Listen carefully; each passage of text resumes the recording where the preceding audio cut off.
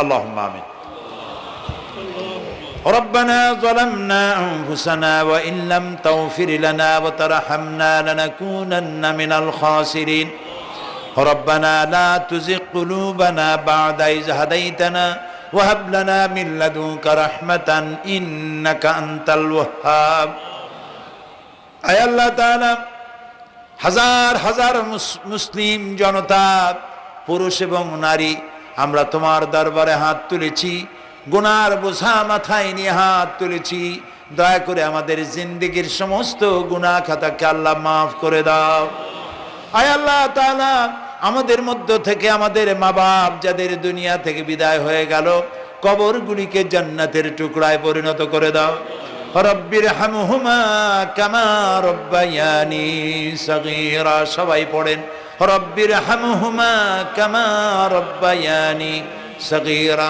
হায় আল্লাহ তাআলা तमाम পৃথিবীতে আজ মুসলমানেরা বড়ই বিপদে আছে। হায় আল্লাহ তাআলা বিপদগ্রস্ত মুসলমানদেরকে তুমি সাহায্য করো রব্বুল আলামিন। ইরাকের মাজলুম মুসলমানদের হাতে ইরাকের জমিন উঠায় দাও। হায় আল্লাহ তাআলা জালিমদেরকে তুমি নস্তনাবুদ করে দাও। আল্লাহ তাআলা বাংলাদেশ আমাদের প্রিয় জন্মভূমি, এই দেশের উপরে তোমার খাস রহমত নাজিল করো। হায় আল্লাহ তাআলা ভূমিকম্পে আশেপাশের দেশগুলির মারাত্মক ক্ষতি হয়ে গেল। আল্লাহ তাআলা তুমি আমাদেরকে দয়া করে বাঁচাই দিয়েছো। কিয়ামত পর্যন্ত আসমান আর জমিনের সব মুসিবত থেকে আমাদের দেশকে তুমি হেফাজত করো রব্বুল আলামিন। আমাদের স্ত্রী পুত্র পরিজন যাদেরকে তুমি দান করেছো সবগুলিকে দিনদার ইমানদার নামাজি মুসলমান বানাইয়া দাও। আয় আল্লাহ তাআলা এই মাহফিলের আয়োজন যারা করেছেন, কষ্ট করেছেন, পয়সা দিয়েছেন এবং দেবেন, সকলকে আল্লাহ তাআলা ইমানে কামেল সকলকে দিয়ে দাও। আমাদেরকে তোমার মকবুল বান্দাদের মধ্যে শামিল করে নাও। আল্লাহ তাআলা যারা হজে চলে গেছেন, যারা রাস্তায় আছেন যাওয়ার পথে, আর এবং আরো যারা যাবেন, আল্লাহ তাআলা সকলের যাতায়াত আসান করে দাও, সকলের হজকে কবুল করে নাও। যারা হজ করেন নাই এই মাঠে আজকে যারা উপস্থিত, মন চায় যেতে, আল্লাহ তাআলা তাদেরকে যাওয়ার ব্যবস্থা করে দাও। আল্লাহ তাআলা মা বোন যারা এসেছেন, মা বোনদের গুনাহ খাতাকে মাফ করে দাও, মা বোনদের অসুখ ব্যাধি মাফ করে দাও, তাদের কেমন আমল করার তৌফিক দাও যাতে করে কিয়ামতে হযরতে আয়েশা খাদিজার সঙ্গে হাসর নসিব হয়ে যায়। আল্লাহ তাআলা তোমার কাছে আরেকটা দোয়া করি, আমাদের এই বাংলাদেশে যারা বোমা মারে, আমাদের এই বাংলাদেশে যারা গ্রেনেড হামলা করে, আমাদের এই বাংলাদেশে সন্ত্রাসী তৎপরতা চালায়া যারা মানুষ হত্যা করে, তুমি তাদেরকে হেদায়েত করে দাও, তুমি তাদেরকে হেদায়েত করে দাও, তুমি তাদেরকে হেদায়েত করে দাও। আল্লাহ তাআলা তোমার ইলমে যদি জানা থাকে ওদের নসিবে হেদায়েত নাই, তাহলে হামান, নমরুদ, সাদ্দাত, ফেরাউন এগুলারে যেমনে তুমি ধ্বংস করছো, বাংলাদেশে যারা গ্রেনেড হামলা করে, বোমা হামলা করে, মানুষ খুন করে, ওদেরকে গজব দিয়া, লানত দিয়া বাংলাদেশ থেকে চিরকালের জন্য বিদায় করে দাও। যারা বাংলাদেশে নৈরাজ্য সৃষ্টি করে, আল্লাহ তাদেরকে গজব দিয়া বিদায় করে দাও। হয় তারা হেদায়েত হোক, না হয় এই শয়তানদের হাত থেকে আমাদের দেশকে আল্লাহ তুমি রক্ষা করো রব্বুল আলামিন। টঙ্গী বিরাট শ্রমিক এরিয়া, আল্লাহ তাআলা শ্রমিকদের স্বাস্থ্য ভালো রাখো, তাদের সকলকে নামাজ আদায় করার তৌফিক দাও। আল্লাহ তাআলা তাদের অভাব অভিযোগ দূর করে দাও। চারদলীয় ঐক্য জোটের এই সরকারকে ইসলামের পক্ষে থাকার কাজ করার তৌফিক দান করে দাও। যত ওয়াদা নির্বাচনের আগে করেছিল সবগুলি ওয়াদা অক্ষরে অক্ষরে পালন করার তৌফিক দিয়ে দাও। আমি কয়েক সেকেন্ড আপনাদের জন্য ছেড়ে দিলাম, মাথা নিচু করে চক্ষু বন্ধ করে যার যা চাওয়ার দরকার আল্লাহর কাছে চান। এই বিশাল মাহফিলে আল্লাহ তাআলা দোয়া কবুল করবেন ইনশাআল্লাহ।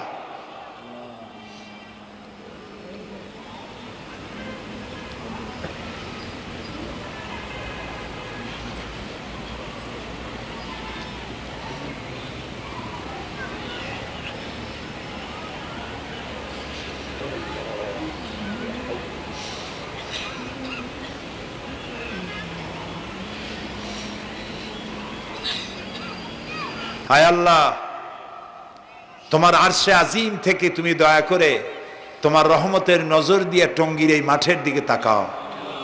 আল্লাহ তাআলা আমরা কোনো পীর বুজুর্গ, খাজা বাবা অথবা দুনিয়ার কোনো শক্তির কাছে, রাজা বাদশার কাছে হাত তুলি নাই, বিশাল আকাশের মালিকের কাছে হাত তুলেছি, আমাদের রবের কাছে হাত তুলেছি।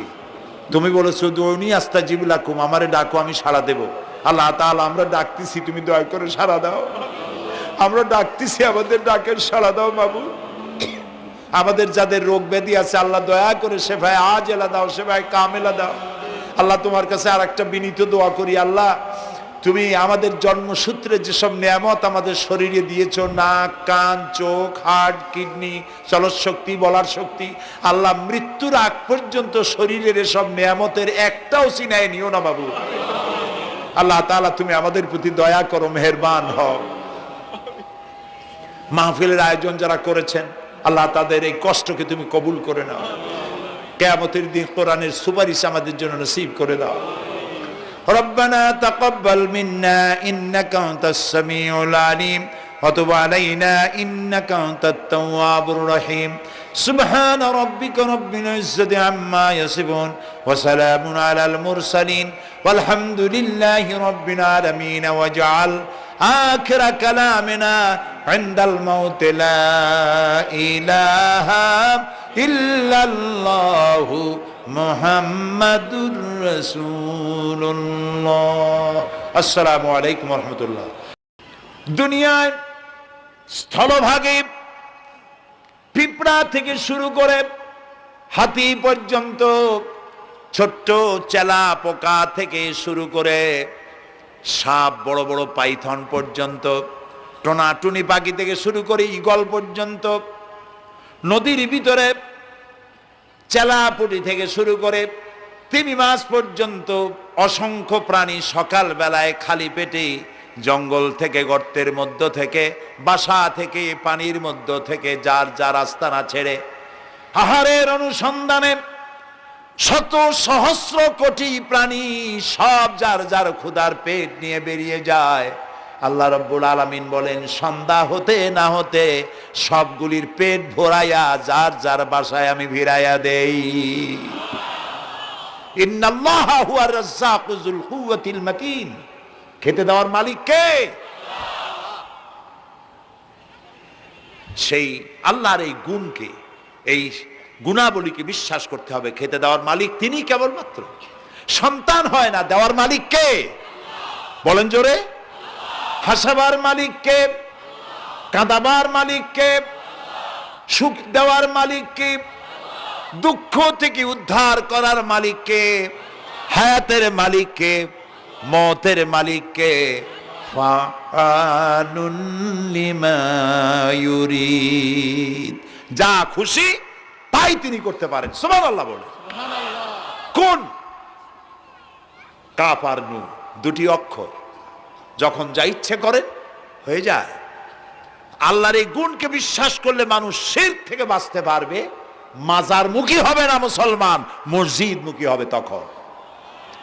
আজ আমার মুসলমান একদিকে নামাজও পড়ে আর একদিকে মাজারের কাছে গিয়ে দুর্বল হয়ে যায়। আছে না? আছে কি না? মাজারগুলির কাছে গিয়ে সাহায্য কামনা করে। আমার নিজের চোখে দেখেছি মাজারে গিয়ে কিভাবে সেজদা দেয় কবরকে। বলেন নাউযুবিল্লাহ। আল্লাহ ছাড়া কাউকে রুকু সেজদা করা যায় না। যা চাবার আল্লাহর কাছে চাইতে হবে। ওয়াইজা সাআলতা ফাসআলিল্লাহ ওয়াইজা ইসতাআনতা ফাসতাইন বিল্লাহ। যা কিছু চাওয়ার আল্লাহর কাছে চাও, যা কিছু বলার আল্লাহকে বলো। সব কিছু করার মালিক তিনি। সুবহানাল্লাহ বলেন। এই জন্য মাজারের সাথে মুসলমানদের সম্পর্ক হবে না, মুসলমানদের সম্পর্ক হবে মসজিদের সাথে। কিসের সাথে? বলেন জোরে। আপনি কোন অসুবিধায় পড়েছেন, মাজলুম হয়েছেন, অত্যাচারিত হয়েছেন, চাকরির সমস্যা হয়েছে, ঘরে খাবার নাই, অসুখ বিসুখ হয়েছে, নানান ধরনের সমস্যায় পড়েছেন, কোনো মাজার নয়, কোনো পীর নয়, মসজিদের ভিতরে চলে যান, উজু করে মসজিদে ঢুকে 2 রাকাত কাজায়ে হাজাতের নামাজ পড়েন। রাসূলুল্লাহর উপরে যখনই বিপদ হতো তিনি নামাজে দাঁড়ায় যেতেন। সুবহানাল্লাহ বলো। আপনি কেন যাবেন একটা কবরের কাছে?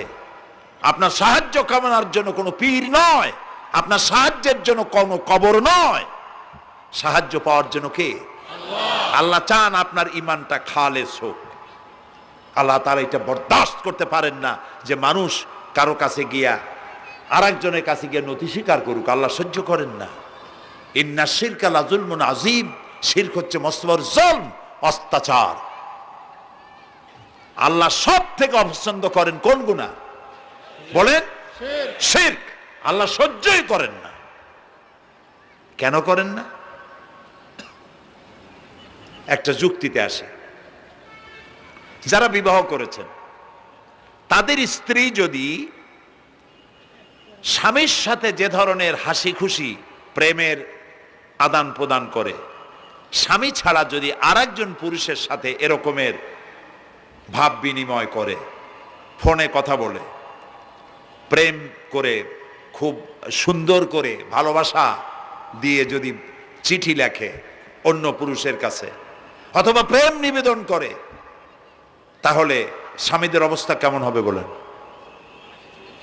এইটার জবাব দিতেও যদি দেরি হয় তো খুবই কুলক্ষণ। হ্যাঁ, ভয়ানক হবে, ভয়ানক হয়ে যাবে। নিজের চরিত্র যতই যা হোক, বউর চরিত্র ভালো চাই। আচ্ছা বলেন তো, স্ত্রী আপনার সঙ্গে যেভাবে প্রেমের হাসি হাসে, প্রেম নিবেদন করে, ওই রকম আরেকটা পুরুষের কাছে সাথে করলে আপনার সহ্য হয় না কেন? আপনি স্ত্রীর উপরে আপনার অধিকারটা কতখানি, কি জন্যে? আপনার স্ত্রীর যে হাসি, যে মিষ্টি হাসি, যা আপনার প্রাণ কেড়ে নেয়, ওই হাসিতে আপনার কোনো অবদান আছে বলেন? তার যে টানা টানা চোখ, সুন্দর ভ্রু, মাথায় অনেক লম্বা চুল, শরীরটা সুন্দর, যৌবন, রূপ, এর ভেতরে আপনার কোনো অবদান আছে? হ্যাঁ আছে, একটু তো আছেই। আপনি যে মুখ দিয়ে বউটা হাসে, সেই ঠোঁটে একটু লিপস্টিক লাগাইছেন। যে চোখের জন্য আপনি পাগল, সেই চোখে একটু কাজল লাগাইছেন। শরীরটাকে পেঁচাবার জন্য সুন্দর একটা শাড়ি কিনে দিছেন। একটা শাড়ি দিয়ে, একটু লিপস্টিক কিনে দিয়ে, চুলের একটা ক্লিপ কিনে দিয়ে, একটা ভালো শাড়ি কিনে দিয়া স্ত্রীর উপরে যদি এত অধিকার আছে যে কোনদিন মৃত্যু পর্যন্ত কোন প্রেমের হাসি, ভালোবাসার আদান প্রদান আপনি ছাড়া আর কারো সাথে করতে পারবে না, এইটা যদি আপনার অধিকার এভাবে প্রতিষ্ঠিত হয়, তাহলে এই হাসি যিনি দিলেন, এই দাঁত, এই সুন্দর চোখ, এই রূপ, এই যৌবন যা আল্লাহ তাআলা দিলেন, তার সামনে কোনো পীর অথবা কবরের সামনে যদি হাত পাতে আল্লাহ বরদাস্ত করেন না। কথা কি বুঝে আসছে? কথা বুঝে আসছে? আলহামদুলিল্লাহ বলেন। আলহামদুলিল্লাহ। বুঝলেই আমাদের কষ্ট সার্থক। আলহামদুলিল্লাহ বলি। আমরা যেন আল্লাহরে চিনতে পারি, বুঝতে পারি। আমার বিশ্বাস করুন, কোরআন আমার সামনে, আল্লাহর কসম, কোন জীবিত পীর, কোন মৃত্যু পীর আমার ভাগ্যের ভালো বা মন্দ করার কোন অধিকার রাখে না, রাখে না, রাখে না।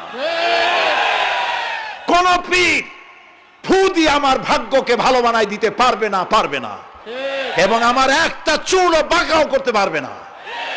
খাইরিহি ওয়া শাররিহি মিনাল্লাহ তাআলা। আমার ভালো, আমার মন্দ করার একমাত্র মালিক কে? এক আঙ্গুল আকাশের দিকে উঁচু করে চিৎকার দিয়ে বলুন, কে? আবার বলেন, আবার বলেন, আবারও বলুন। হাত নামান। আল্লাহ কবুল করুন, বলেন আমিন। আমার এই বক্তব্য দিয়ে আমি কোনো পীরকে অমর্যাদা করছি না। পীর সাহেবদের কাছে পীর কোনো শরীয়তের শব্দ নয়। কোরআন এবং হাদিসে কোথাও পীর বলে কোনো শব্দ নাই। এটি ফার্সি শব্দ। এ শব্দের অর্থ হলো বৃদ্ধ। তো পীর যদি বৃদ্ধ হয় ভালো কথা, তিনি যদি আলেম হন আরো ভালো কথা। কিন্তু বাপ পীর ছিল, উনিও সেই সুবাদে পীর। ইলেম নাই, তোনার নিজের কাছেই তো টর্চ নাই। আপনাকে অন্ধকারে উনিও ম্যানহোলের মধ্যে পড়বে, আপনারে নিয়ে পড়বে। আলেম হইতে হবে। পীর যদি হয় আলেম হইতে হবে, এক নম্বর কথা। দুই নম্বর কথা হলো তিনি ব্যবসায়ী হবেন না। ধর্মের নামে তিনি ব্যবসা করবেন না। তিনি মানুষকে হেদায়েতের পথ দেখাবেন। প্রয়োজনে জেলে যাবেন, প্রয়োজনে ফাঁসির মঞ্চে দাঁড়াবেন। তিনি নিজেকেই ইসলামের সব আমি করি, আর ইসলাম কারো কাছে নাই। যারা ইসলাম করলো 70-80 বছর ধরে, রাজনীতির পথ দেখালো, তারা ইসলামের দল না, ওনারটাই ইসলামের দল। এই ধরনের ফাজলামি বক্তব্য থেকে বিরত থাকতে হবে, এই ধরনের বেয়াদবিপূর্ণ বক্তব্য থেকে বিরত থাকতে হবে। আমার দোকানে খাঁটি ঘি পাওয়া যায়, আর কারো দোকানে খাঁটি ঘি পাওয়া যায় না। ইসলাম নিয়ে এই ধরনের মনোপলি বিজনেস করতে দেওয়া হবে না। প্রিয় ভাই সব, আমরা পীর সাহেবদের চিনি। পীর ছিলেন শাহজালাল রহমতুল্লাহ আলাইহি। সুবহানাল্লাহ। যুদ্ধ করা লাগে না, আজান দিয়েছেন, মূর্তির মাথা ভাঙ্গা চুর চুর হয়ে পড়ে গিয়েছে। গৌর গোবিন্দ পলায়া কুল পায় নাই। লোকেরা যায় তার মাজারে গিয়ে গজাল মাছ জিয়ারত করে আসে, কিন্তু তরবারিটা দেখে আসে না। দোধারি তরবারি এখনো আছে। সুবহানাল্লাহ বলেন। পীর ছিলেন হযরতে বাহাউদ্দিন নকশবন্দি, মুজাদ্দিদ আল ফিসানি রহমতুল্লাহ আলাইহি, বড় পীর আব্দুল কাদের জিলানী রহমতুল্লাহ আলাইহি, খাজা মুঈনুদ্দিন চিশতি রহমতুল্লাহ আলাইহি, খানজাহান আলী রহমতুল্লাহ আলাইহি। কত ওলিউল্লাহর মাজার দিয়ে আমার দেশ ভরা। আলহামদুলিল্লাহ কর। আলহামদুলিল্লাহ। এরা একদিকে মানুষকে মুরিদ বানায়া মুরিদের টাকা দিয়ে নিজেদের পকেট ভরেন নাই। ওনারা এরকম করতেন না, এইরকম করতেন। আর রাসূলুল্লাহ বলেছেন এই রকমের হাতের মর্যাদা নাই, এই হাতের মর্যাদা। আমি পীর দেখছিলাম, বাইতুল শরীফের পীর হযরত শাহ আব্দুল জব্বার সাহেব, আল্লাহ তাআলা জান্নাতুল ফেরদাউসের মেহমান বানায়নি। এই বাংলাদেশে শত শত মসজিদ, মাদ্রাসার এতিমখানা তৈরি করে গেছেন। সুবহানাল্লাহ। বৃষ্টির মৌসুমে চট্টগ্রামের বাড়ি তার, 14 বছর মাদ্রাসায় ওয়াজি দিয়া চট্টগ্রামে 14 বছর বুখারী শরীফ পড়িয়েছেন। কি মানের আলেম, খালি পীর না। মুরিদরা যত টাকা দিত, এই টাকা দিয়ে বড় বড় মাদ্রাসা মসজিদ করেছেন। আর বৃষ্টির সময় সাথী সঙ্গী নিয়ে বস্তি এলাকায় যেতেন, পলিথিন দিয়া ছাওয়া, বাচ্চা আর তার স্বামী নিয়ে কাতরায় এক কোনায় বসে আছে, খাবার নাই, চাউল নাই, অসুস্থ, তাদের চাউল দিয়ে আসতেন, তাদের রান্না করার শাকসবজি দিয়ে আসতেন, ওষুধ দিয়ে আসতেন, হাড়ি পাতিল দিয়ে আসতেন। বন্যা হলে, তুফান হলে টাকা উজাড় করে যা মুরিদরা দিত সবগুলি উজাড় করে মানুষের খেদমত করতেন। সুবহানাল্লাহ। কাজী যারা জামায় অনেকগুলো পকেট সমানে নিতে থাকে আর ভরতে থাকে, এইভাবে করে এই ব্যবসায়ীদেরকে পরিত্যাগ করতে হবে। পীর হচ্ছে ওই সমস্ত লোক যারা নাকি ধর্মের নামে ব্যবসা করে না, বরং আল্লাহর দ্বীনকে প্রতিষ্ঠা করার জন্য কথা বলে। প্রিয় ভাই সব, আমাদের জেহেন সাফ করতে হবে, পরিষ্কার করে বুঝতে হবে আমার ভালো আমার মন্দ কে করতে পারেন? আল্লাহ। সম্রাট শাহজাহান নাম শুনেছেন? কোথার বাদশা বলেন? দিল্লির সম্রাট। সম্রাট শাহজাহান পৃথিবী জোড়া নাম তার। কবি বলছেন, শাহনে জাহাं को जिन्हें फख्र से देते थे बाज, वाज कब्र में है सूरह अलहम्दु की मोहताज। যে শাহজাহানকে কর দিয়া ট্যাক্স দিতে পারলে জনগণ নিজেদেরকে গৌরবান্বিত বলে মনে করত, সেই শাহজাহান কবরে শুয়ে আছে, সূরা ফাতিহার মুহতাজ হয়ে আছে। সুবহানাল্লাহ। যদি কেউ আমার কবরের কাছ থেকে হাঁটে যাইতো আর একটু সূরা ইখলাস পড়ে সবরেসানি করতো, আমি কিছু পাইতাম। আহারে, এই এতিম ফকির হয়ে শুয়ে আছে। এক ফকির দিল্লি ঘুরতেছে, একজন বলছে, ভাই তোমারে তো খয়রাত করে দেখতেছি আমি সেই ছোটবেলা থেকে, খালি তুমি খয়রাত করো। একটা জিনিস আপনারা মনে রাখবেন, গরিব, আজকে যারা গরিব পরিশ্রমের মধ্য দিয়ে কালকে তারা ধনী হতে পারে, কিন্তু যারা ভিক্ষুক, যারা ভিক্ষা করে, জিন্দেগিতে কোনোদিন তারা বড় হতে পারবে না। ভিক্ষা করা যাদের অভ্যাস, জীবনেও বাড়ি করতে পারবে না, জীবনেও ধনী হইতে পারবে না, কিন্তু গরিব ধনী হইতে পারবে। কারণ হলো আল্লাহর কাছে দুইটা বৈধ জিনিস অত্যন্ত ঘৃণিত। কয়টা? একটা হলো তালাক, আর একটা হলো ভিক্ষাবৃত্তি, মানুষের কাছে চাওয়া। আল্লাহ পছন্দ করেন না। তো ভিক্ষুক ঘুরতেছে, একটা লোক বলল, মিয়া তোমার তো সারা জীবনই খয়রাত করতে দেখি। খয়রাত করবো না, করবো কি? যার কাছে যাই সে দেয় 4 আনা 2 আনা 1 টাকা, এর বেশি তো দেয় না, তেদি আমি কেমনে বড় লোক হবো? কয় যে তুমি বাদশারে চোখে দেখো না, বাদশারে চোখে দেখো না, কয় বাদশার কাছে কি আমার মতো লোক যাইতে পারে নাকি? কল না, যাইতে হবে, যাও। বাদশাহ একবার যাবা, এমন দেওয়া দেবে জীবনে আর তোমার খয়রাত করা লাগবে না। পাতি শিয়ালের পিছনে ঘুরে তো লাভ নাই। পাতি শিয়ালে খায় মুরগি, তোমার একটা ঠ্যাং দেবে, দাঁতের খেলালের কাজ হবে না। বাঘের পিছনে ঘোরো, বাঘে খায় গরু আর হরিণ, একটা রান দিলে তুমি এক সপ্তাহ খাইতে পারবা। কাজে ঘুরতে গিয়েও বোঝা উচিত কার সাথে ঘুরি। তো বলছে বাদশার কাছে যাও। তো বাদশারে পাবো কই? কই তো দেখলাম কেবল মসজিদে ঢুকলো। তারপরে ফকির গিয়ে দাঁড়ায় আছে বারান্দায়, দেখে যে উনি বাদশা ভেতরে বসে হাত তুলে আছে ভাবে, আর চোখ দিয়ে পানি পড়ে দাড়ি ভিজে ভিজে পড়তেছে। নামাজ শেষ করে, মোনাজাত শেষ করে বাদশা বেরিয়েছেন। কোন বাদশা? শাহজাহান। বাইরে আসার পর ফকির বলল আসসালামু আলাইকুম, বলে ফকির রওনা করছে। বাদশা বলে দাঁড়াও, তুমি যে রওনা করলা, তোমার তো ভিক্ষুক মনে হয়, আর লোকেরা যারা ভিক্ষুক না তারাও তো আমার কাছে চায়, আর তুমি তো ভিক্ষুক, চাইলে না কেন কিছু? ভিক্ষুক বলে জাহাপানা, আমি কিছু চাইতে এসেছিলাম আপনার কাছে, কিন্তু আপনার করুণ অবস্থা দেখে আমার জ্ঞানের চোখ খুলে গিয়েছে। আমি দেখতে পেলাম আমি যার কাছে চাইতে এসেছি, আমি তো কান্দি না, হাতও পাতি নাই। যার কাছে চাইতে আসতাম দিল্লির সম্রাট, আবার কোন সম্রাটের কাছে হাত পেতে ভিক্ষুকের মতো কি জানি চায়, আর চোখ দিয়া পানি পড়ে দাড়ি ভিজে ভিজে পড়ছে। আমার জ্ঞানের চোখ খুলে গেছে, দুনিয়ার বাদশার কাছে আর চাইব না।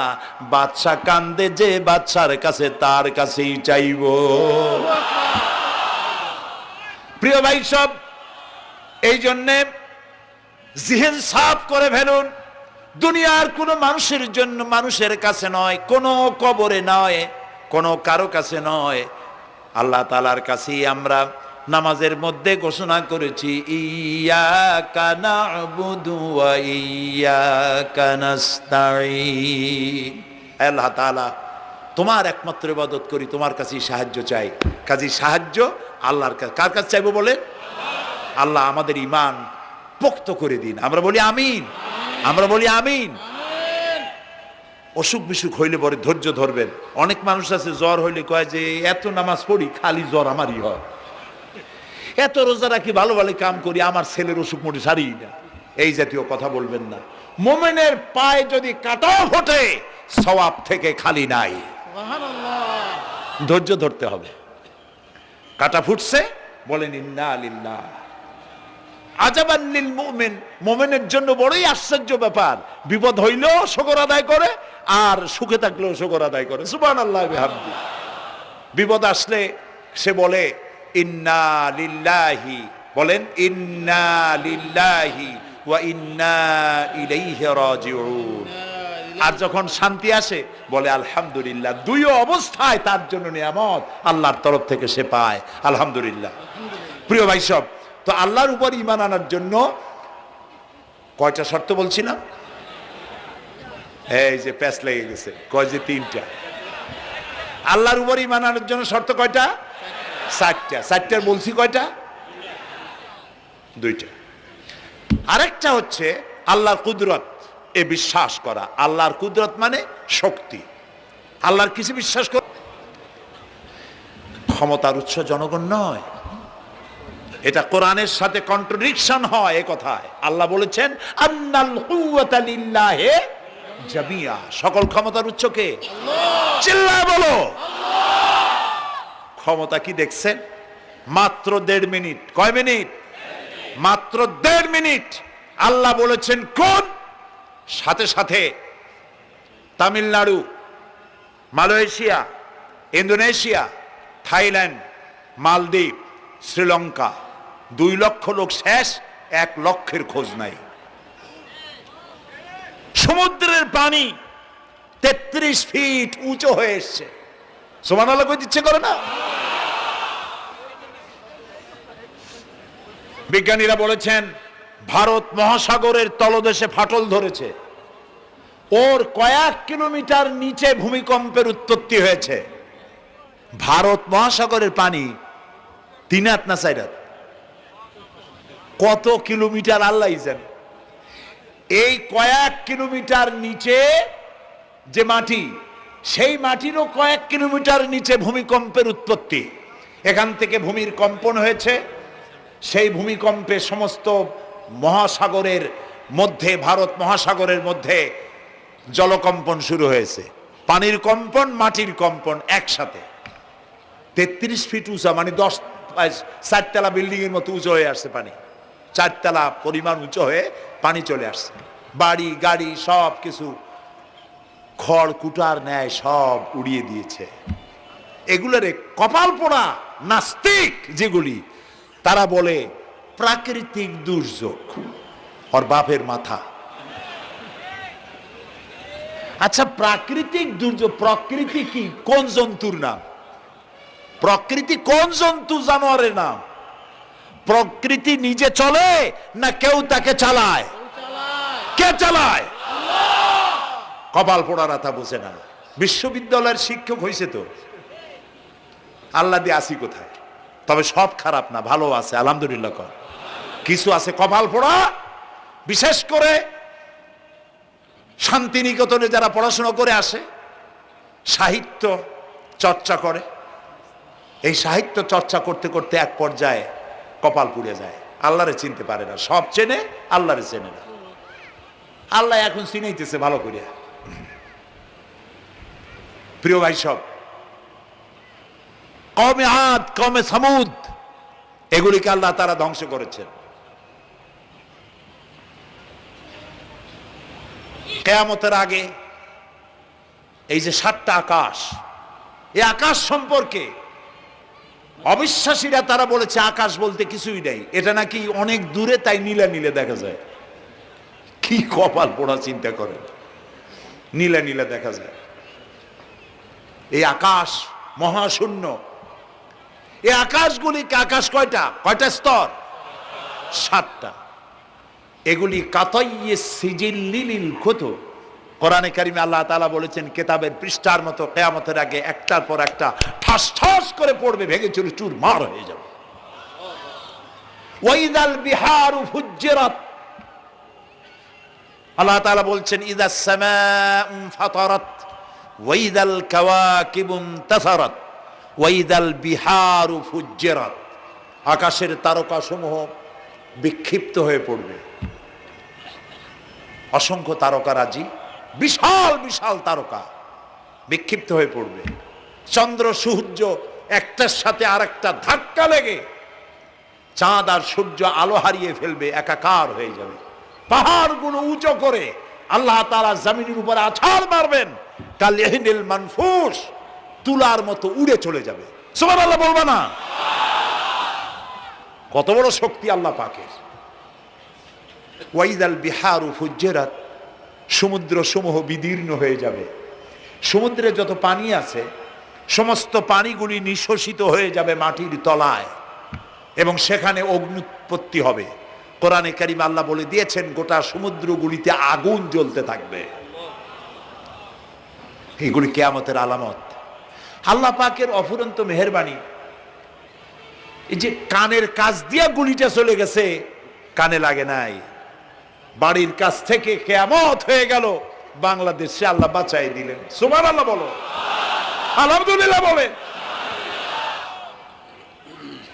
আমাদের প্রতিবেশী দেশগুলিতে যেভাবে আঘাত লাগছে, ওর 1000 ভাগের 1 ভাগের আঘাত কয়েক সেকেন্ড যদি বাংলাদেশে হতো, আমাদের সব অপরিকল্পিত শহর, রাজুক পারমিশন দিয়েছে 3 তলার, করা হয়েছে 7 তলা। এইভাবে অপরিকল্পিত যত বিল্ডিং আছে এগুলি পচা সিমেন্ট দিয়ে, পচা ইট দিয়ে তৈরি করা হয়েছে। 2-3 সেকেন্ডের ভূমিকম্প যথেষ্ট এই শহর লন্ডভন্ড করে দেওয়ার। অসংখ্য মানুষ মারা যাবে, অসংখ্য বাড়িঘর শেষ হয়ে যাবে। এদেরকে রেস্কিউ করার মতো মডার্ন ইকুইপমেন্টসও গভর্নমেন্টের কাছে নাই।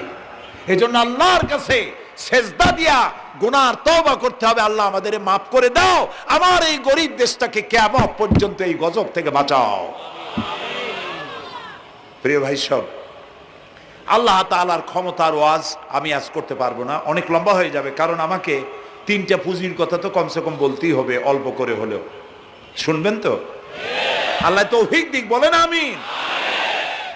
তো আল্লাহ তাআলার ক্ষমতায় বিশ্বাস করা, তার প্রচন্ড ক্ষমতা, যা খুশি তাই বলেন, করতে পারেন। মরাকে জিন্দাকে মারতে পারেন, মরুভূমিতে ফুল ফুটাতে পারেন। সুবহানাল্লাহ, যা খুশি তাই করতে পারেন। এই শক্তি সহকারে আল্লাহকে বিশ্বাস করতে হবে। চতুর্থ নম্বরে, আল্লাহর হুকুম এবং হাকাম, আদেশ নিষেধ। আমি আল্লাহরে বিশ্বাস করি, এই কথার কোনো দাম নাই যদি তার আদেশ না মানি। এই কথার কোনো দাম নাই যদি তার নিষেধকে আমি আমার জীবনে প্রত্যাহার না করে চলতে পারি। মুসলমান বলে দাবি করার কোনো মূল্য নেই। একদিকে নামাজ পড়ি, আর একদিকে ওজনে কম দেয়, খাদ্যে ভেজাল দেয়, বেপরদা করি, মিথ্যা কথা বলা হয়, ওজনে কম দেয়, খাদ্যে ভেজাল দেয়, জমিনের আইল ঠালে আমানতের খেয়ানত করে, আল্লাহর হুকুম মানা হলো না, রসুলের আদেশ মানা হলো না। আল্লাহর উপর ঈমান আনার জন্য চতুর্থ শর্ত হচ্ছে আল্লাহ যা বলেছেন মাথা নত করে মেনে নিতে হবে। বলতে হবে সামি'না ওয়া আতা'না। বলেন সামি'না ওয়া আতা'না, শুনলাম আর মেনে নিলাম। বলেন তো জোরে, শুনলাম আর মেনে নিলাম। সুবহানাল্লাহ বলেন। মুমিনেরা এই প্রশ্নই করবে না মদ হারাম কেন, মুমিনেরা এই প্রশ্নই করবে না জুয়া হারাম কেন, মুমিনেরা এই প্রশ্নই করবে না জেনা হারাম কেন। একটাই জবাব, মদ হারাম কেন? আল্লাহ হারাম করেছেন তাই হারাম। জেনা হারাম কেন? আমার আল্লাহ হারাম করেছেন তাই হারাম। জুয়া হারাম কেন? আমার আল্লাহ হারাম করেছেন তাই হারাম। কোন যুক্তি নাই। যুক্তির, আল্লাহর নিষিদ্ধ জিনিসে যুক্তি তালাশ করে কেবলমাত্র শয়তান। আল্লাহর আদেশ নিষেধের যুক্তি তালাশ করে কে? শয়তান। মুমিনের কাজ হলো সামি'না, বলেন, ওয়া আতা'না, শুনলাম আর মানলাম, বাস, শেষ কথা, খালাস। এই গেল চারটি শর্ত পুরো হয়ে গেল। এই চারটি শর্ত যদি পূরণ করতে পারি তাহলে আল্লাহরে বিশ্বাস করছি এটা প্রমাণিত হবে, এটা জাস্টিফাই হবে, এটা সত্যতা প্রমাণ হবে যদি আল্লাহ হুকুম মতো। এক নম্বরে হলো, আমি আবার কথাটা প্যাকেট করে দিই যাতে করে আপনারা বাড়ি নিয়ে যাইতে পারেন। আল্লাহর উপরে ঈমান এনেছি, এই কথাটাকে কমপ্লিট করার জন্য শর্ত কয়টা? চারটা। এক নম্বরে আল্লাহর অস্তিত্বে বিশ্বাস। বলেন, আল্লাহর অস্তিত্বে বিশ্বাস। দুই নম্বরে আল্লাহর গুণাবলীতে বিশ্বাস। তিন নম্বরে আল্লাহর ক্ষমতায় বিশ্বাস। চার নম্বরে আল্লাহর আদেশ এবং নিষেধে বিশ্বাস, মান্য করে চলা। আল্লাহ যেন এই তৌফিক আমাদের দেয়, বলেন আমিন। আল্লাহ রাব্বুল আলামিন দুনিয়ায় শান্তি, আখিরাতে জাহান্নাম থেকে মুক্তি দেওয়ার জন্য আল্লাহ পাক আমাদেরকে একটা ব্যবসার কথা বলেছেন। ওই ব্যবসায় পুঁজি কয়টা? বলেন, তিনটা পুঁজি। বলছি কয়টা? দেখেন যে কেমনি প্যাঁচ লাগে। বলছি মাত্র একটা, সে একটা ডাল বাইর করছি চারটা। এবার আসেন মূল পয়েন্টে। এবার দ্বিতীয় পয়েন্ট, রসুলের প্রতি ঈমান। আমরা তো রসুলের প্রতি ঈমান আনছি কিনা বলেন? রসুলের প্রতি ঈমান এনেছি। আমাদের এই ঈমান যথেষ্ট নয়, কারণ আমাদের ঈমান হলো রবিউল আউয়াল মাসে ঈমান তাজা হয়, ঠিক না? ঠিক না? রবিউল আউয়াল মাস যখন আসি, ব্যানারটা নাই, শামিয়ানাটা নাই, রাস্তাগুলিতে ফ্ল্যাগ লাগাই আর আলোক সজ্জা করি। মন্ত্রীরা আসেন, নেতারা আসেন, সিরাতুন নবী মাহফিলে দাঁড়ায় বলেন নবীর আদর্শ অনুসরণ করা ছাড়া উপায় নাই। অথচ ওনার পা থেকে শুরু করে মাথা পর্যন্ত নবীর আদর্শ নাই। আবার এই নেতা রামকৃষ্ণ মিশনে, রামকৃষ্ণ পরমহংসদেব তার মঞ্চে গিয়ে বলেন রামকৃষ্ণের নীতির ছাড়া বিকল্প কিছুই নেই। আবার গৌতম বুদ্ধের জন্মবার্ষিকী উদযাপনের জন্য সেখানে গিয়ে বলেন গৌতম বুদ্ধের অহিংস নীতি অনুসরণ করা ছাড়া জাতির যোগীনাথ হওয়ার আর কোনো পথ নাই। যেখানে যায় সেই জায়গার গুলি ধরে। রবিউল আউয়াল মাস আসতে পারে, আলোকসজ্জা করে ইয়া নবী সালামু আলাইকা, ইয়া রাসূল সালামু আলাইকা। এরপরে গরম গরম জিলাপি রাসূলুল্লাহকে বুঝায় দেওয়া হলো, হে রাসূল আপনি তাকিয়ে দেখেন কত মহব্বত আপনারে করি, আপনার মহব্বতের জন্য আমাদের শহরের কোনো মিষ্টির দোকানে আর মিষ্টি নাই, সব আমরা খাইয়া শেষ করছি। এই হলো মহব্বত। এই মহব্বতে এই ইমানে কাজ হবে না, এই ইমানে বলেন কাজ হবে না। কোন ইমানে কাজ হবে? রাসূলের প্রতি ইমানের অর্থ কি? এর অর্থ হচ্ছে নবী করিম সাল্লাল্লাহু আলাইহি ওয়াসাল্লাম আমাদের রাসূল, আমাদের নেতা। আমাদের রাসূল আমাদের নেতা, আমরা তার উম্মত, তার অনুসারী। অনুসারীর কাজ কি? নেতার পূর্ণাঙ্গ অনুসরণ করণ।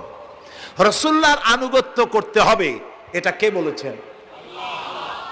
আল্লাহ রাব্বুল আলামিন সূরা আলে ইমরানের মধ্যে বলেছেন, কুল ইন কুনতুম তুহিব্বুনাল্লাহা ফাত্তাবিউনি ইউহিব্বুকুমুল্লাহ ওয়া ইয়াগফির লাকুম যুনুবাকুম আল্লাহু গফুরুর রহিম। হে নবী, আপনি বলুন, তোমরা যদি আল্লাহকে ভালোবাসো তাহলে তোমার কাজ হচ্ছে, তোমরা যদি আল্লাহকে ভালোবাসো তাহলে তোমরা আমার আনুগত্য করো, আমার অনুসরণ করো। কার? রাসূলের। বলেন কার? রাসূলের অনুসরণ যদি তোমরা করো, খেয়াল করে শুনতেছেন তো? আল্লাহ তাআলা বলছেন, নবী আপনি বলেন, তোমরা যদি আল্লাহকে ভালোবাসো, তোমাদের এই দাবি যদি সত্য হয়, তাহলে আমার অনুসরণ করো, আমার আনুগত্য করো। আমার অনুসরণ, আমার আনুগত্য করলে পরে তোমাদেরকে আল্লাহ রাব্বুল আলামিন ভালোবাসবেন এবং তোমাদের তামাম জিন্দেগির সমস্ত গুনাহ খাতা আল্লাহ তাআলা মাফ করে দিবে। আমরা কি গুনাহ মাফ করাইতে চাই? বলেন চাই? আসুন রাসূলের আনুগত্য করুন। রাসূলের আনুগত্য কিরকম? রাসূল যেভাবে মোস কাটছে আমরা সেইভাবে মোস কাটবো। তিনি দাড়ি যেভাবে রাখছেন আমরা সেইভাবে রাখবো। তিনি চুল কাটছেন যেভাবে, সেইভাবে করব। তিনি পায়ের নখ, হাতের নখ যেভাবে কাটছেন সেইভাবে করব। তিনি যেভাবে বিবাহ করেছেন সেই সুন্নত অনুযায়ী বিবাহ, তিনি যেভাবে দেশ চালাইছেন সেইভাবে দেশ চালাবো। রাসূলের অনুসরণের অর্থ শুধু এই নয় যে তিনি যেভাবে সুরমা লাগাইছেন আমি ওইরকম সুরমা দেব, তিনি যেভাবে কদু খাইছে আমিও কদু খাবো, এইটা নয়। এটা নয়, শুধু রাসূলের আনুগত্য হবে মুরগির ফার্ম থেকে শুরু করে জাতিসংঘ পর্যন্ত, জীবনের সব ক্ষেত্রে। আর বিশ্বাস করতে হবে তিনি শেষ নবী, তারপরে আর কোন নবী আসবে না। আল্লাহ রাব্বুল আলামিন সূরা আহজাবের মধ্যে বলেছেন, মা কানা মুহাম্মাদুন আবা আহাদিম মির রিজালিকুম ওয়ালাকির রাসূলুল্লাহি ওয়া খাতামান নাবিয়্যিন। মুহাম্মদ সাল্লাল্লাহু আলাইহি ওয়াসাল্লাম তোমাদের কোনো পুরুষদের পিতা নন, তিনি আল্লাহর রাসূল এবং তাকে দিয়ে নবুয়তের মিশনকে খতম করে দেওয়া, কমপ্লিট করে দেওয়া হয়েছে। আর কোন নবী? রাসূলুল্লাহ বলেছেন, লা নাবিয়্যা বাদি ওয়ালা রাসূল, আমার পরে আর কোন নবী আসবে না, রাসূল আসবে না। কথা বুঝে আসছে? আল্লাহর নবীর পরে আর কোন নবী হবে না। আল্লাহর নবী বলেছেন, একটি ইমারত তৈরি করে তার ভিতরে একটা ইট যদি খালি থাকে, একটি ইটের জায়গা যদি শূন্য থাকে, তাহলে সকলের চোখে ধরা পড়বে। ওই ইটখানা দিলে পরে বিল্ডিংটা কমপ্লিট হয়ে যায়। নবুয়তির যে ইমারত আল্লাহ তৈরি করেছিলেন, ওর ভিতরে একটা ইটের অভাব ছিল। আল্লাহ পাক আমাকে দিয়ে সেই শূন্য জায়গা পূরণ করে দিয়ে নবুয়তের মিশনকে কমপ্লিট করে দিয়েছেন। রাসূলুল্লাহ বলেছেন, আমার পরে আর কেউ নবী হবে না। পৃথিবীর সব মুসলমানদের আকীদা, মুহাম্মদ সাল্লাল্লাহু আলাইহি ওয়াসাল্লামের পরে যদি কেউ নবুয়তের দাবি করে সে কাফির, হাজার বার কাফির। তারা যারা তাকে যারা নবী মানবে তারাও কাফির। রাসূলুল্লাহ বলেছেন, আমার পরে 30 জন মিথ্যেবাদী নবুয়তের দাবি করবে। তার মধ্যে একজন তো দাবি করছে রাসূলের জীবদ্দশায়, একটা ছিল মেয়ে লোক আর একটা ছিল পুরুষ। পুরুষটার নাম ছিল মুসাইলামা কাযযাব, নামই ছিল কাযযাব। কাযযাব মানে মিথ্যাবাদী। দেখছেন অবস্থা, নামই মিথ্যাবাদী। উম্মতেরা কইল যে আপনি তো একজন নবী, আমরা সৌভাগ্য আর দুর্ভাগ্য হোক আপনারা নবী বলে মানলাম। মুহাম্মদ সাল্লাল্লাহু আলাইহি সাল্লামের কাছে প্রায় জিবরাইল আসে আর ওহী আনে, আর আপনি আমাদের কোনো ওহী দিতে পারলেন না পর্যন্ত। কয় যে কেবল না নবী হইলাম, অপেক্ষা করো, ওহী আসবেন।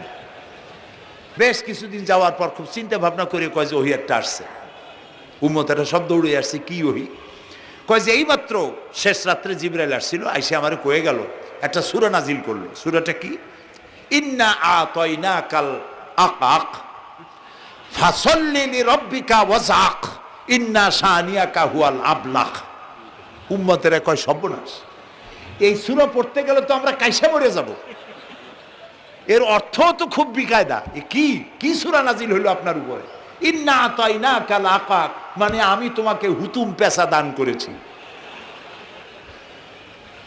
সুতরাং তুমি তোমার প্রভুর উদ্দেশ্যে নামাজ পড়ো আর চিৎকার মারো, কারণ তোমার শত্রুরা সাদা এবং কালো বর্ণের।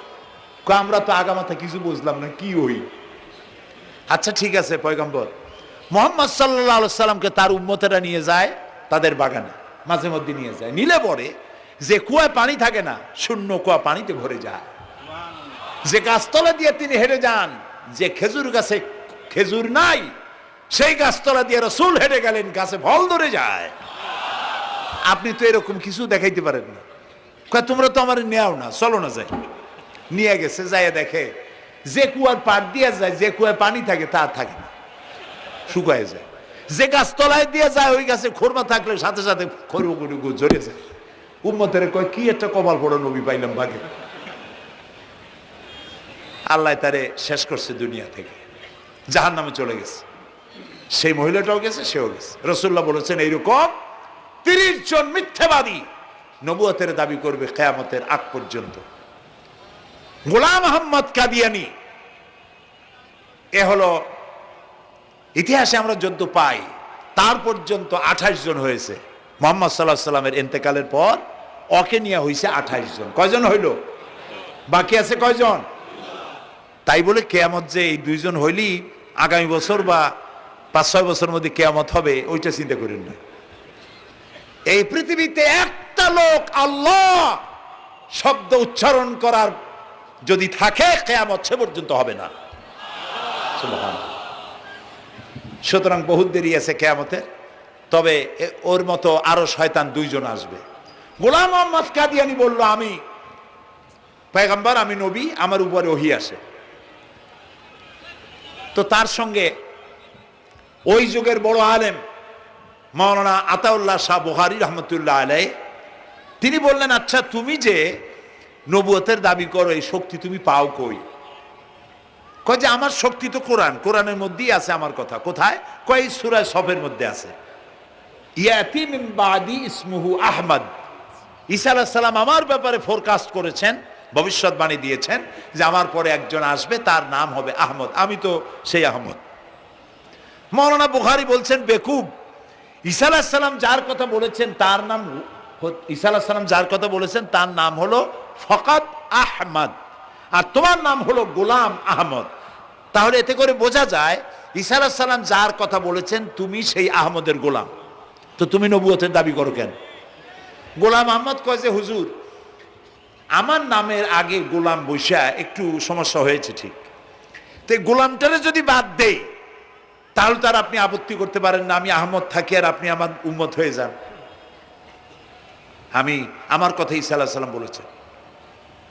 মাওলানা বুখারী বলছেন, দেখো তোমার ফতোয়া অনুযায়ী তুমি বলছো নামের প্রথম অংশ বাদ দিয়া শেষের অংশ নিয়ে তোমার উপর ঈমান আনতে, তাহলে আমি, আমার নাম আতা আল্লাহ, তোমার ফতোয়া অনুযায়ী আমার নামের প্রথম অংশ বাদ দিলাম, আতা গেছে, থাকছে আল্লাহ। আর আল্লাহ হয়ে বলছি তোর মতো গাধারে আমি নবুয়ত দেই নেই। এরপর এই শয়তানের মউত হলো কোথায়? বলেন কোথায়? পায়খানার ভিতরে। এই কাদিয়ানীরা, গোলাম আহমদ কাদিয়ানী কাফের, ওরে যারা নবী বলে মানে তারাও কাফের। প্রিয় ভাই সব, পৃথিবীর 48টি মুসলিম দেশ কাদিয়ানীদেরকে নন মুসলিম মাইনরিটি হিসাবে ঘোষণা দিয়েছে রাষ্ট্রীয়ভাবে। সৌদি গভর্নমেন্ট আইন পাশ করেছে, কিয়ামত পর্যন্ত কাদিয়ানীরা মক্কা মদিনায় প্রবেশ করতে পারবে না। বিগত 100 বছরের ভিতরে কোনো কাদিয়ানী মক্কা মদিনায় ঢুকতে পারে নাই। আজকে বাংলাদেশে খতমে নবুয়তের আন্দোলন নতুন কিছু নয়। দীর্ঘদিন থেকে এই উপমহাদেশে খতমে নবুয়তের আন্দোলন চলছে।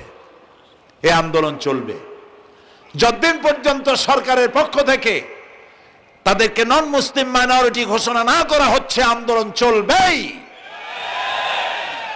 এদের লাশ রাস্তায় ফেলাই দিবা আর 14 কোটি মুসলমান তাকিয়ে তাকিয়ে দেখবে, তা বিশ্বাস করো না। খতমে নবুয়তের আন্দোলন যারা করেন, এই জাতির 14 কোটি মুসলমানের সমর্থন তাদের পেছনে রয়েছে।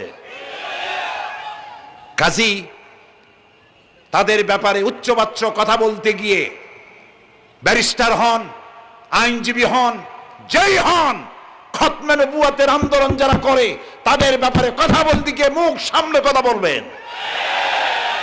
এদেশের মানুষ শহীদ হয়ে যাবে, কাদিয়ানীদেরকে বরদাস্ত করবে না।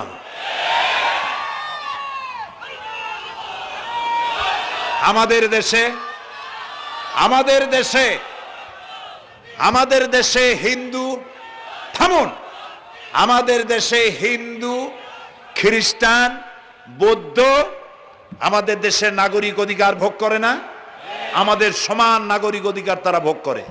কাদিয়ানীরাও হিন্দু খ্রিস্টানদের মতো নন মুসলিম মাইনরিটি হিসেবে এদেশে বসবাস করে নাগরিক সুবিধা ভোগ করবেন, কোনো অসুবিধা নাই। কিন্তু আপনি মুসলমান বলে দাবি করবেন না, শেষ নবী মানবেন না, আমরা এই ব্যাপারে কিয়ামত পর্যন্ত আপোষ করব না। কেবলমাত্র মূর্খ, দালাল, হারামখোর তারাই কাদিয়ানীদের পক্ষ অবলম্বন করতে পারে, ইমানদারেরা পারে না।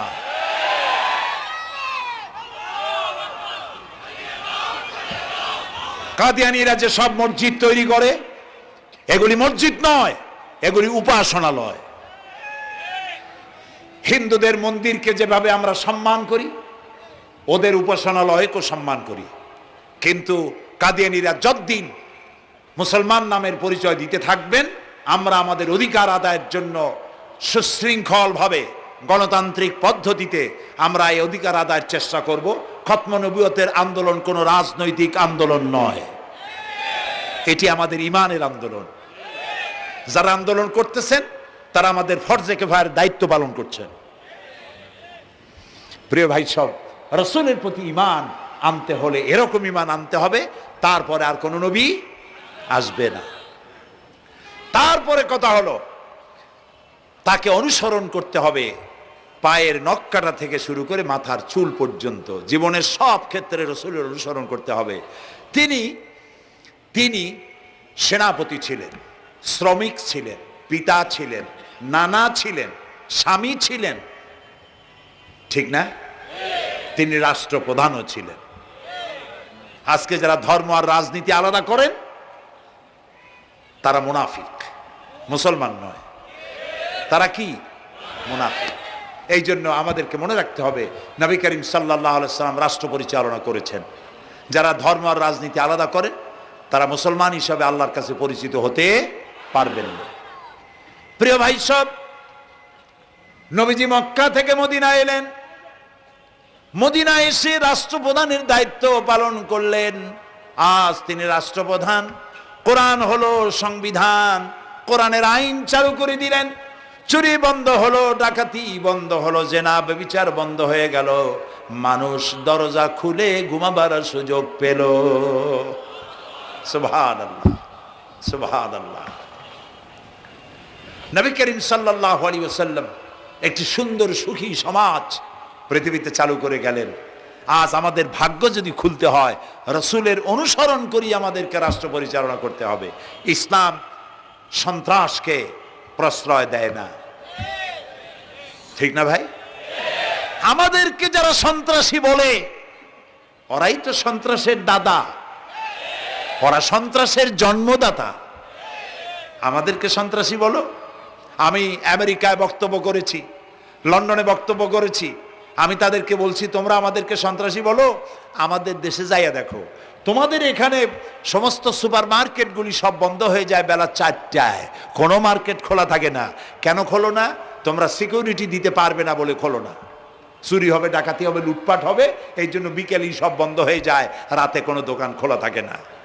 তো যাও তো আমাদের দেশে, আমাদের তো সন্ত্রাসী বলো গরিব দেশ, আমাদের দেশের বাবুরহাটে, নরসিংদীর কাছে বাবুরহাট, যেটাকে এই দেশের ম্যানচেস্টার বলা হয়, সারা রাত কোটি কোটি শত কোটি টাকার কাপড় চোপড় বেচা কিনা হয়, পুলিশের গন্ধ খুঁজে পাওয়া যায় না, সারা রাত বেচা কিনা হয়।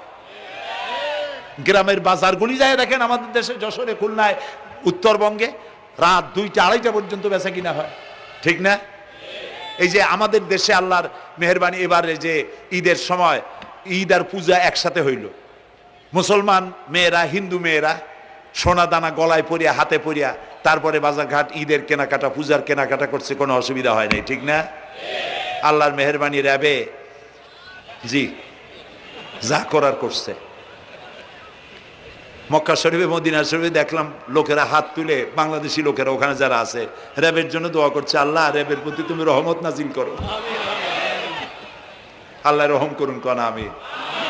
দেশের যতটা অসুবিধা হয়েছিল তার থেকে অনেক গুণ জ্ঞান হয়ে গেছে, আলহামদুলিল্লাহ, আলহামদুলিল্লাহ। প্রিয় ভাই সব, এই যে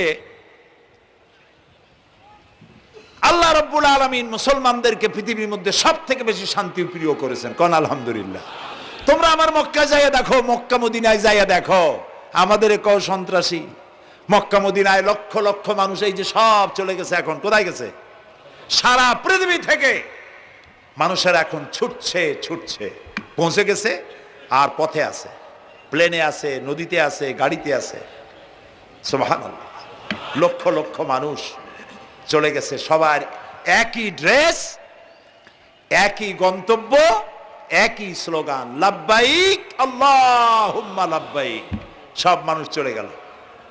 আমি 96-তে যখন পার্লামেন্টে আসলাম প্রথম, পার্লামেন্টে এক বক্তৃতার ভেতরে আমি বলেছিলাম যে আমাদের দেশে নেতা নেত্রীরা ওমরা করে, হজ করে, আচ্ছা আপনারা যাইয়া দেখেন কি করেন, কি আনেন কি, যাইয়া একটু তোয়াব করিয়া আসার সময় আতর আর পাথর, সুরমার খুরমা পকেট ভরে নিয়ে আসেন, কিন্তু চোখে দেখেন না। আল্লাহ তাআলা বলছেন, আওয়ালাম ইয়ারাউ আন্না জাআলনা হারামান আমিনান, তোমরা কি দেখতে পাও না আমার এই হারামকে আমি কিভাবে নিরাপত্তার শহর বানিয়েছি? সুবহানাল্লাহ। রাত 2:30-3টার সময়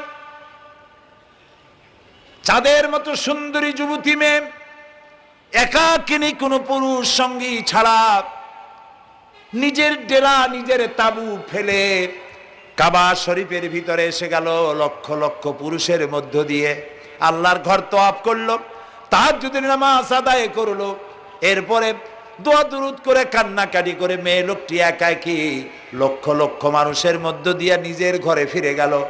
কোন পুরুষের একবার তার চেহারার দিকে নজর পড়েছে তো দ্বিতীয়বার তার রূপ উপভোগ করার মতো সাহস কারো মনের মধ্যে জাগে না।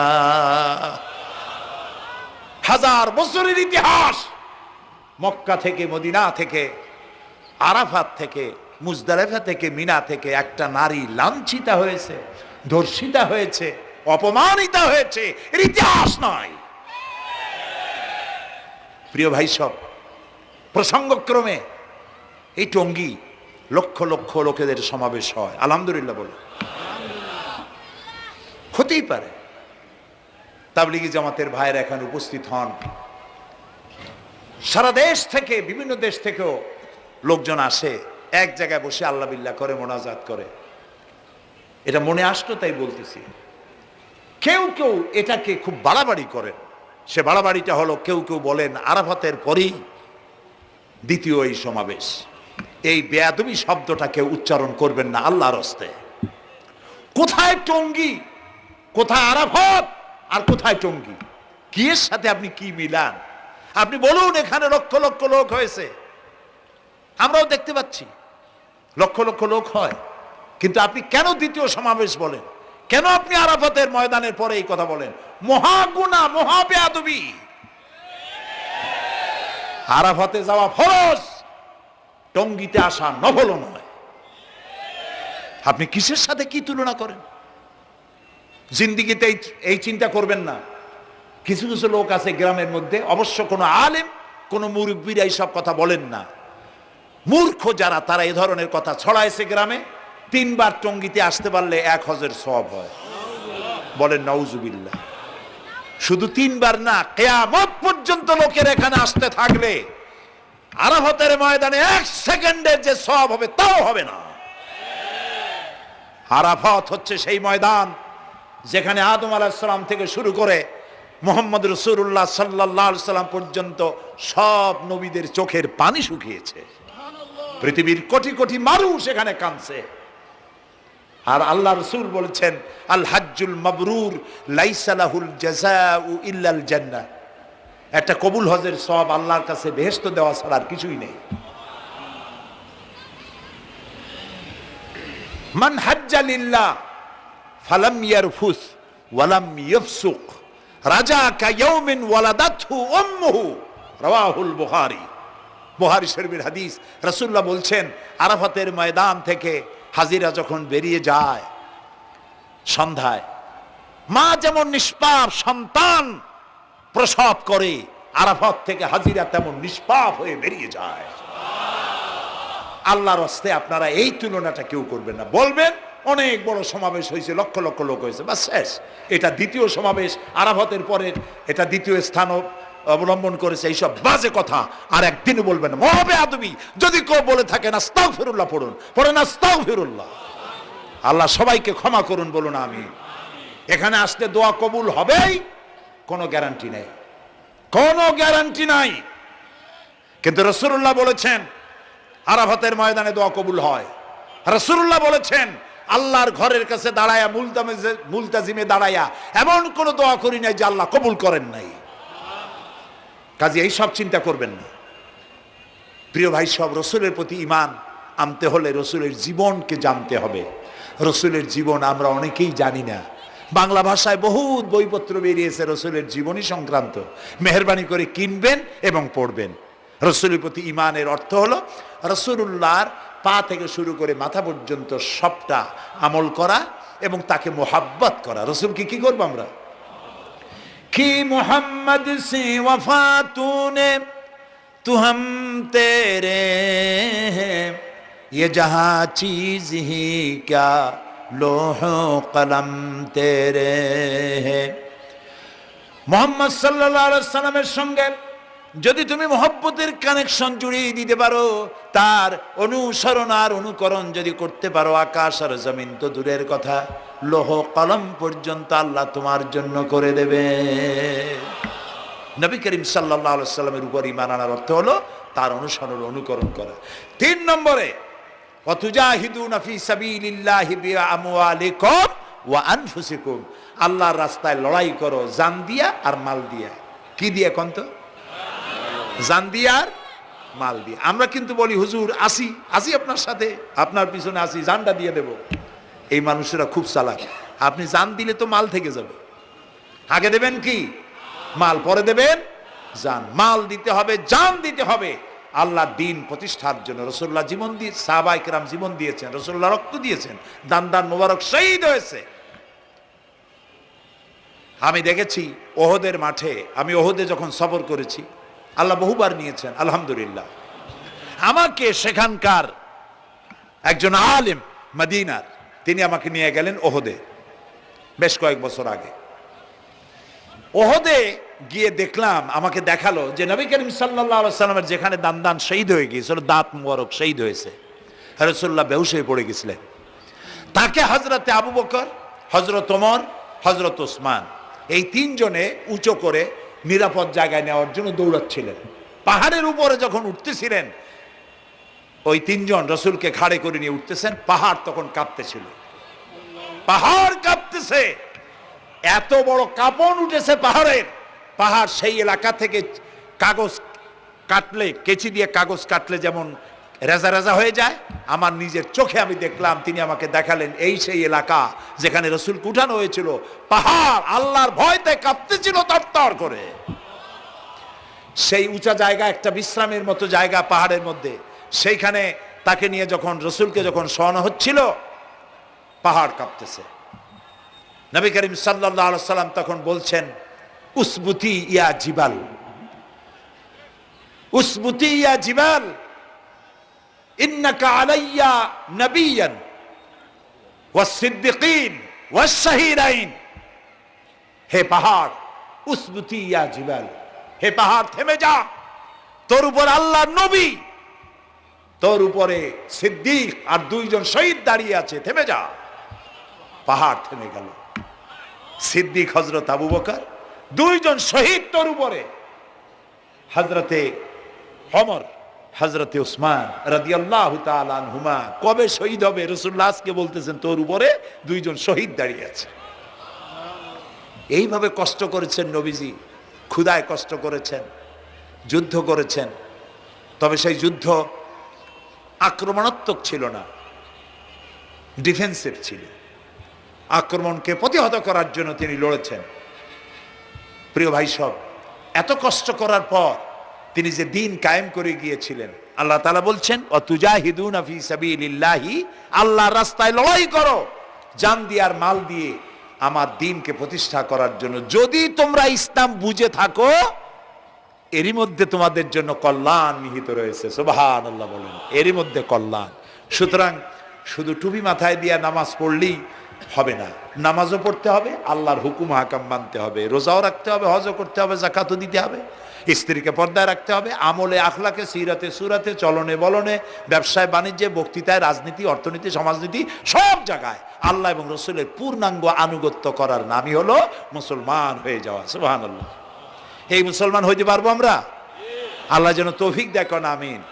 সবাই বলেন আমিন।